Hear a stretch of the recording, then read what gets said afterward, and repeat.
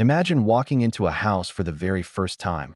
It smells new, it feels fresh, and for a moment you think, this could be mine. But then reality hits. Buying your first home is exciting, but it can also feel overwhelming. Mortgages, down payments, closing costs, so many terms that sound confusing. And here's the truth. One small mistake could cost you thousands of dollars over the years. But what if you had a step-by-step guide that made the process simple, clear, and even a little fun? Stay with me, because by the end of this video, you'll know exactly what it takes to buy your first home the smart way. Number 1. Why buying a home feels scary but doesn't have to be. For most first-time buyers, the biggest fear is making the wrong financial decision. You might wonder, what if I buy too soon? What if I pick the wrong mortgage? What if I can't afford it later? These are real worries, but here's the good news. The process follows a roadmap. If you understand the steps, you'll replace fear with confidence. Think of it like learning to drive. At first, all those pedals and mirrors felt impossible. But step by step, you figured it out. Home buying works the same way. Number 2. Get your money ready first. Before you start browsing homes online, you need to look at your money. Lenders will check two main things: your credit score and your debt-to-income ratio. Your credit score is like your financial report card. A score above 700 makes you attractive to lenders and usually gets you better interest rates. If your score is lower, don't panic. You can improve it by paying bills on time, lowering credit card balances, and avoiding new debt. Your debt-to-income ratio is how much of your monthly income goes to paying debt. For example, if you earn $4,000 a month and pay $1,200 toward debt, your ratio is 30%. Lenders usually want to see it under 43%. Here's an example.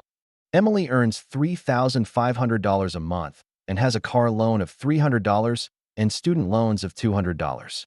Her total debt is $500. Divide 500 by 3,500 and you get 14%. That's excellent for buying a home. Number 3. Save for your down payment and more.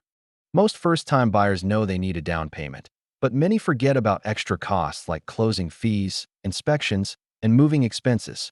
A traditional down payment is 20% of the home price. But here's a surprise. Many first-time programs let you buy with as little as 3% down.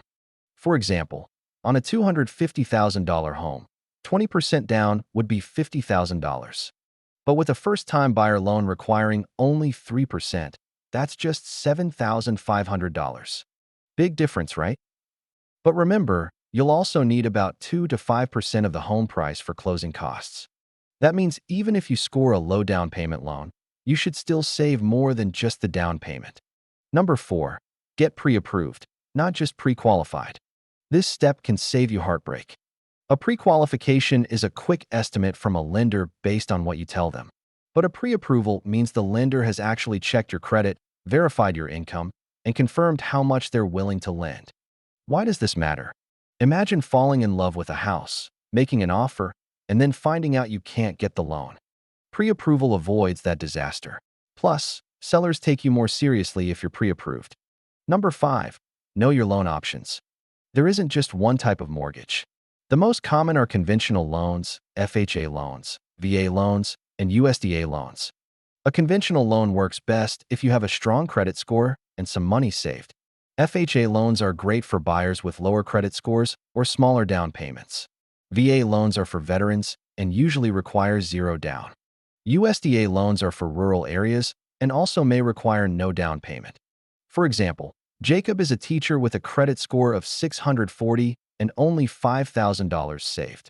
He might not qualify for a conventional loan, but an FHA loan could make homeownership possible for him.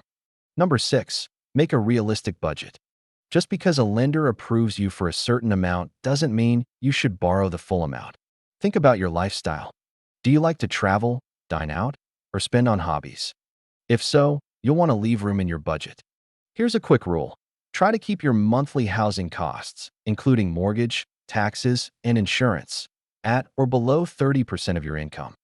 If you make $4,000 a month, aim for $1,200 in housing costs. Number 7. Find the right real estate agent. A good agent is like a guide through a jungle.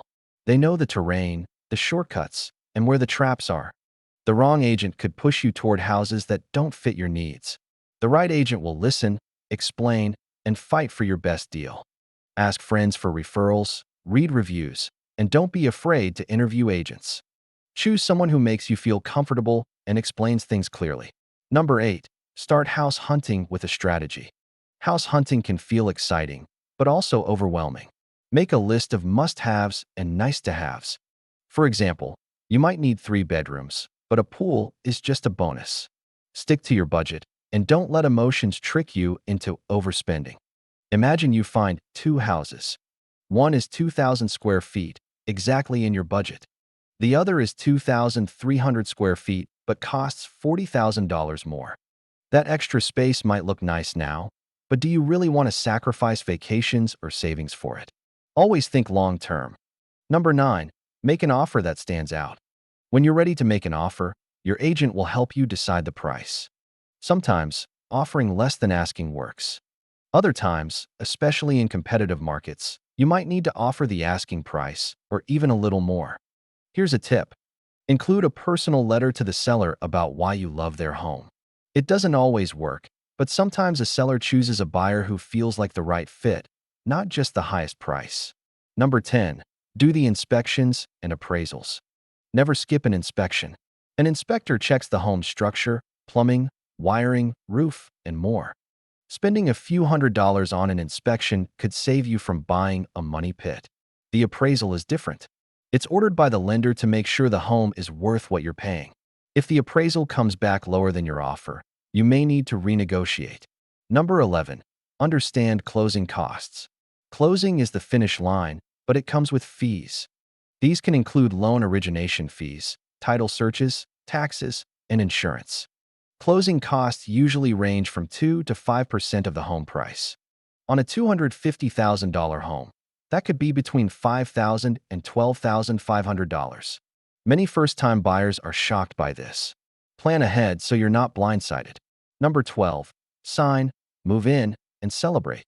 At closing, you'll sign a stack of papers that make you officially a homeowner. It might feel overwhelming, but your agent and lender will guide you. Once the keys are in your hand, it's time to move in and start building memories. But here's a little secret most first-time buyers don't know. Your first mortgage payment usually isn't due until the second month after you close.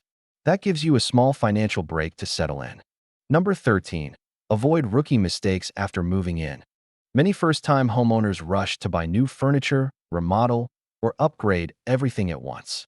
But remember, you just took on a huge financial responsibility. Pace yourself.